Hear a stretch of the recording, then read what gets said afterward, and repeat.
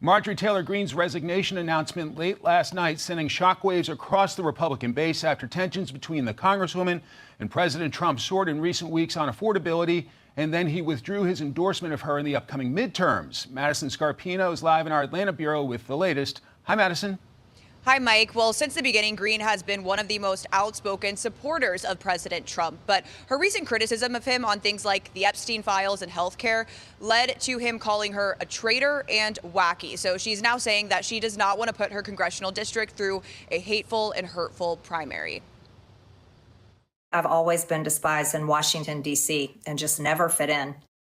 Greene posting a 10-minute video last night slamming what she calls the political industrial complex. And she goes on to say no matter which party is in power, quote, nothing gets better for the common American man or woman. She also criticizes the recent government shutdown, the cost of living, foreign aid, and more.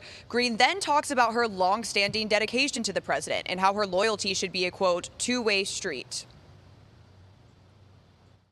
My only goal and desire has ever been to hold the Republican Party accountable for the promises it makes to the American people and put America first. With that has brought years of nonstop, never-ending personal attacks, death threats, lawfare, ridiculous slander and lies about me that most people could never withstand even for a single day.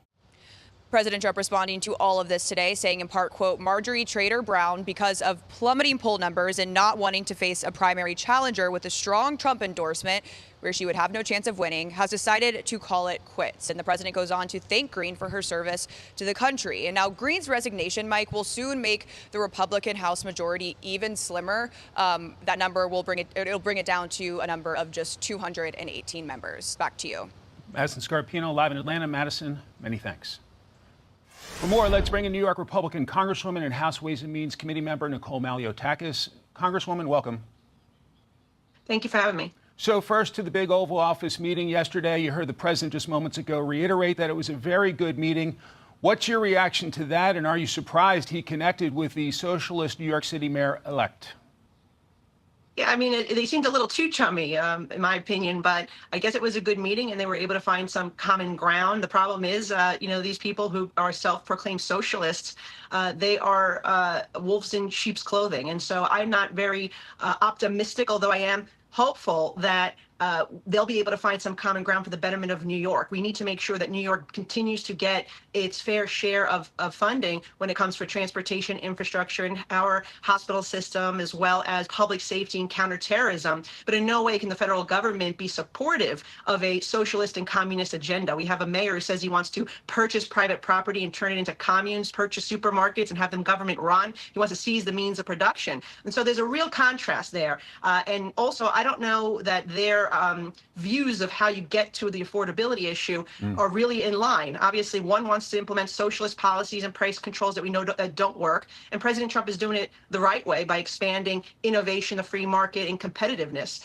And so we'll see what happens, but I'm glad that they at least got along in a personal way, because that is important to have that relationship, being able to pick up the phone and call the president. To another big story, Congresswoman Marjorie Taylor Greene announcing she will leave Congress in January. Obviously, you're a very different Republican than she is, but considering the narrow majority, are you worried about the impact on passing the agenda next year?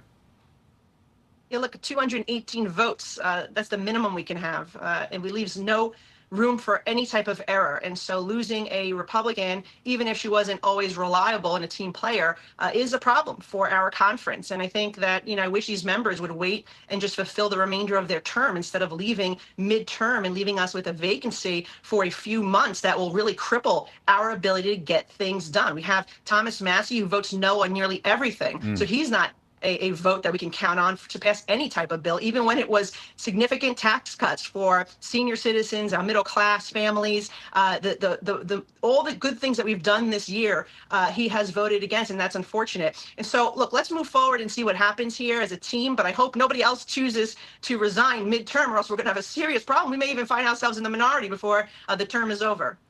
As you know, there's a great deal of discussion about affordability in places like New York City and really across the country. From the Fox poll, only 40% describe their personal financial situation as excellent or good. 60% describe it as fair or poor. What can be done to improve those numbers? Look, we had 4 years of crippling policies under Joe Biden that really hurt our economy, led to a 9% inflation, very expensive gas prices, high interest and mortgage rates. Those things are turning around now. We now have lower gas rates. People are going to go into Thanksgiving with lowest gas prices in a few years. We have mortgage rates and interest rates that have come down. The price of certain food items, including eggs, are down. We're making a difference here. The thing is, it's only been 10 months, and it's going to take time to clean up 4 years of mess.